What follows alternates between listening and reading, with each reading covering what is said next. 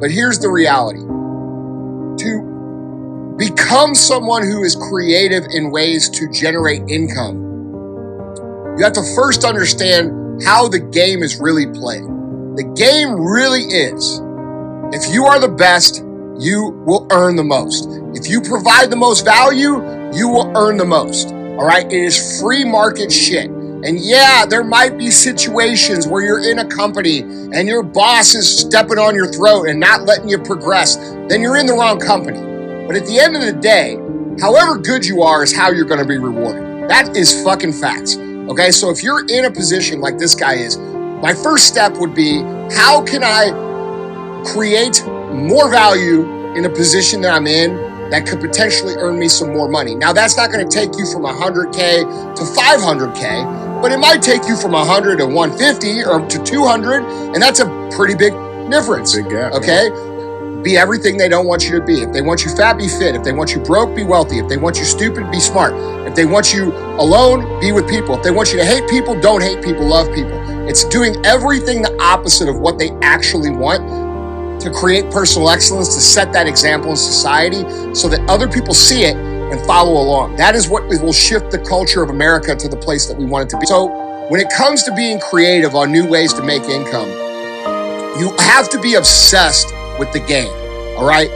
This means being a student of the game. This means dedicating your free time into reading books by entrepreneurs, reading Seth Godin's books. I'd read every single one. Reading Jeffrey Gitomer's sales books, reading all of these legendary books, Dale Carnegie, Napoleon Hill, all of these authors that have written personal development entrepreneurship books, okay? And there's fucking thousands of them that are great, okay? And when you're immersed in this, okay, your brain naturally sort of like thinks about it all the time, all right? And when your brain is kind of always in that space, what ends up happening for me is ideas start to flow, all right? And this is how I get in the creative space of evolving and creating new ideas or new companies or new lanes within the company or new ways to do things within the companies. I have to be immersed in the information, and then in my free time, I let my brain sort of like cook on it. And eventually things start to just kind of click around. If you're spending all your time worried about sports, and you're spending all your time worried about Taylor Swift, and you're spending all your time examining everybody on Instagram like we talked about in the intro, and criticizing everybody else, you are not investing that time in immersing yourself in the entire game of business and entrepreneurship, which is going to prevent you from thinking creatively and keep you from coming up with ideas that, quite honestly, most of the time are pretty obvious. Most of the best ideas I've had to increase business or grow business or increase income are like, they're ideas that after I thought of them, I was like, dude, why didn't I think of that 2 years ago? Right. Like, this is obvious. And so we have to just get ourselves in the environment and immersed in the information, and then just sort of like be in it. It's kind of it's a hard thing to explain, but you have to understand that whatever information, whatever environment you're in, that's where your mind is likely going to default to, right? Like if you're always around animals all the time, you're going to always think about animals, and whatever thoughts you have that sort of pop in your brain and come in, they're probably going to have to do with animals, right? Like in some way, shape, or form. Yes, and if you're thinking about, and this is why people who like overly obsess with anxiety don't really understand what they're doing to themselves, because you start to obsess and obsess and obsess and obsess, and also when you obsess over healing, right? And you've got all this shit going on, bro, you can never truly get past it because that's all you think about, and your brain automatically goes there all the time. And then the minute you feel the trauma attack you or whatever, right? Or the anxiety, you feel, yeah, bro, you run out of Hot Pockets, your anxiety goes up. Holy shit, man, I can't do anything. I can't get past this anxiety. It's driving me crazy. I'm the only one in the world that, bro, you're focused on it 24/7. That's all you fucking talk about. Every single post talks about how fucking much of a victim you are and how much healing you have to do and how much shit you got to do. Like, you're immersing yourself in this environment that's going to always bring you back to that same place. And so we can either use that process proactively, or we can use it to self-destruct. And most people are unaware of it, so they naturally use it in a negative way, right? They're distracted by sports. And I like sports, but they're distracted. They're obsessed with sports. They're obsessed with things that don't matter. All these distractions, entertainment, Hollywood, music, fucking shit. Social media. Right, social media. And they get caught up in all this drama and gossip and what's going on. And bro, you don't give your brain any time to think about the things that are actually going to affect your life. Right. So my recommendation to you is twofold. One, see what you can do in the position you're in to add right now, because that's the quickest way. And two, immerse yourself in this stuff 24 hours a day. When you're not listening to the show, you should be reading books. You should be reading, and not 50 Shades of bullshit either. You should be reading books that are going to make you better. Okay?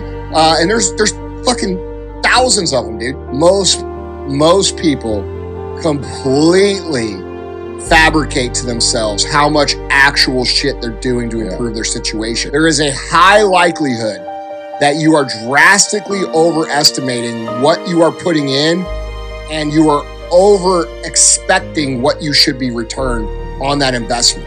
Okay, most people think like the difference between reality and expectation of success for people is it's polar opposite almost. Most people drastically underestimate the amount of work that it's going to take for them to get the result that they desire. And I think that's by like 100-fold. I don't think it's by like twice. Like a little bit. Yeah, I think it's because, dude, the culture of entrepreneurship has become so fake and so fucking ridiculous and so filled with bullshit.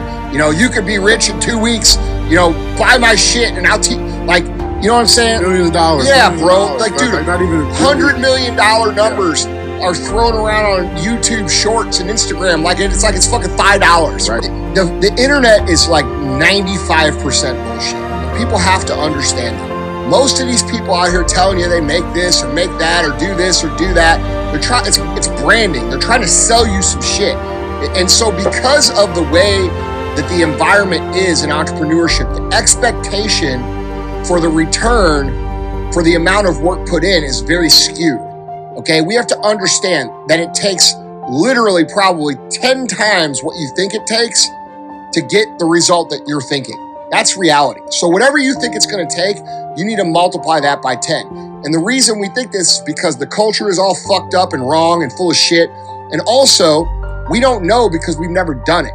And this can be a blessing too, by the way. Like, had I known when I was 19 years old that it was going to take what it took and be as hard as it was, I probably wouldn't have done it. I met Gary Vee, bro, back in fucking 2014, I think. And the reason I met him was because I read his book, Crush It, and I implemented a lot of the stuff. And dude, like, you know, we built an amazing business during that 4 years. And I wrote him a letter. I said, hey man, just so you know, probably a lot of people read this book and didn't do shit, but here's what I did with it. And I sent him this letter. And he calls me up and he says, hey dude, come up to New York. I'd like to meet you. So I fly up to New York and we're supposed to have dinner. And I meet him at this little bar. I forgot what it was. And he's sitting there and, you know, this is the first time I ever met Gary. I've been friends with him for a long time, 10 years now. And it was a late dinner. And I thought, like, you know, well, it's New York, man. People don't go out till real late. Suit over sleeves, yeah. Right, it's different. You know, out here in the Midwest, bro, we're eating dinner at 6:30. Yeah, right. You know what I'm saying? I just kind of thought that way. And we sat down, bro, and we had a couple drinks, and we were talking, and it was great. Everything was awesome. And the hour came around, okay? Like, it got to the end of the hour, and he was like, all right, man, well, I hate to do this, but I got another meeting. And I'm like, bro, it's fucking 11 o'clock at night. He's like, yeah, I got 11 to 12 and a 12 to 1 and then a 1 to 2. And I'm like, holy shit. And I walked out of that meeting realizing, like, bro, that's the level of real work that these motherfuckers who are winning are putting in. And people don't understand that. They think that's bullshit. They think when these guys go on the internet who are winning big and talk about what they do, they think it's a lie. They think it's nonsense. Bro, like, I'm on the phone every single fucking day. To this day, 25 years in, I'm on the phone till 11, 12 at night every fucking day. And, you know, 10 years ago, it was till 3 in the morning. You know what I'm saying? Right. Like, the work required to have this Instagram life that people think is real is so much more, and you have to understand that. And so if we understand the work required and we're willing to do that work, we can produce the result. But if you underestimate the work required and you never get the result, and then you end up blaming you and say, I don't have it, or it's just me, or it's just how I'm doing, or I don't have what it takes. No, dude, you're misunderstanding the game because the environment and the culture is telling you that you're playing a game where you should be successful in a year, when in reality, that's not how it works. Like if you look around your life and you're blaming other people and you're saying, the reason I'm fat is because of my genetics. The reason I'm broke is because of my boss. The reason I'm unhappy is because my girlfriend's a bitch. You're saying all that shit, bro, you're the bitch. That's it. You're the problem. You just don't get it. You haven't figured it out yet. You're the bitch. It's you. You're the problem. You're the common denominator. And you got to be honest with yourself before you can ever fix yourself.